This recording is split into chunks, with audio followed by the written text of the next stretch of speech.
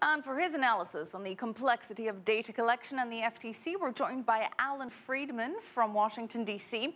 He's a visiting scholar at the Cybersecurity Policy Research Institute at George Washington University.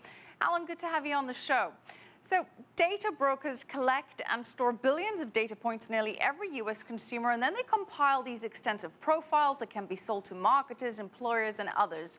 Where exactly are they getting all this data from, and can consumers actually opt out of sharing it?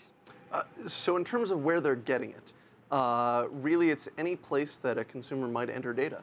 It could be from a social network, it could be when you take out your mortgage, and anything in between. Whenever you interact with any sort of computer, that data can be tracked and then repackaged and sold.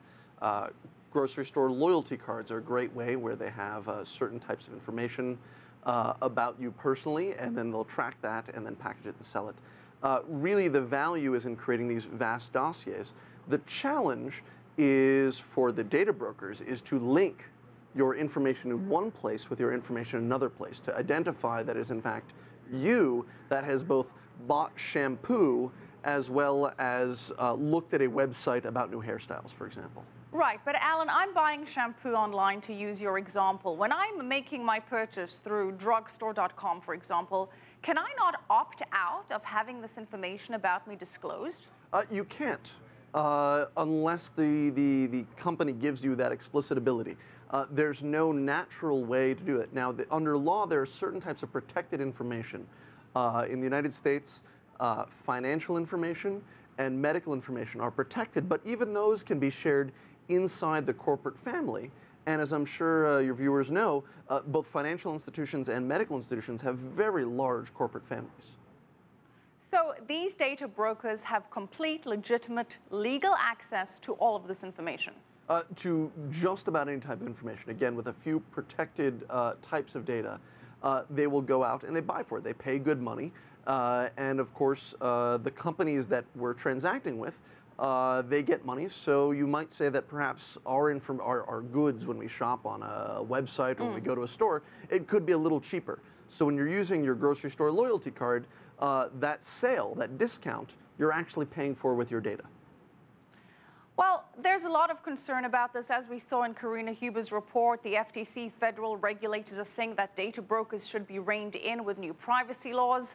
The marketing trade group that speaks for data brokers say no, that these laws are not necessary. And as you mentioned, it helps consumers, cheaper prices, it helps marketers, and it's against freedom of information. Do you think we need regulation here? Well, certainly the FTC's point is that we need transparency, and I think that's a good balance between this notion of regulation saying that you're not allowed to use certain information, which is very troubling under a freedom of speech idea, the idea that privacy is the ability to prevent someone from talking about you. But at the same time, we want to do a couple of things. We want to prevent egregious use of information, and that's already illegal. You can't use information to discriminate against what are called protected classes. So if the information you use is even accidentally allows you to discriminate against someone's race or religion, that's illegal. But I think to move forward beyond that, we can say, listen, just tell us what the information that you have about us, what do you have? And at the moment, Allan, we do not have access to these profiles. Someone could have compiled a profile about me, and it may not even be an accurate reflection. I can't go and access to see what this profile about me says, now can I? It's true, and you can't access the data they have. And the challenge is, how do we walk a line between saying, what is the data that someone has about me, and what are the inferences? What are the mathematical inferences that someone is making about the data? You say inferences, and you talk about discrimination, but the industry is lumping people together based on the information that it has. So consumers could be categorized as financially challenged, or someone could be discriminated against, for example, by insurance companies who could consider somebody a little riskier and then be charged higher premiums. So how can consumers be protected against that?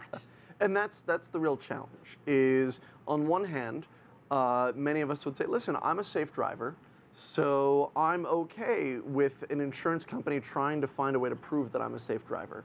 And maybe safe driving is correlated with the grades I got in elementary school. So I want to share that. And now we're in a world where, behavior that I'm actively sharing, if people won't share that information, even the desire to have privacy is now correlated with risky behavior. And that's a dangerous challenge. Allan, very quickly, what happens next? Where does this stand with regards to regulation, Congress, and the FTC? So traditionally, Congress has been very loath to regulate anything in the internet space because it's so dynamic. The FTC has really done a good job of going after the most egregious examples. So moving forward, they're going to try to find examples that look dangerous, that the public really doesn't like, and try to go after them from an enforcement perspective. And Congress, for their part, are going to try to find things that sound nice, but won't impinge too much on existing business models. All right, a lot to process. Thank you so much, Allan Friedman, visiting scholar at the Cyber Security Policy Research Institute at George Washington University.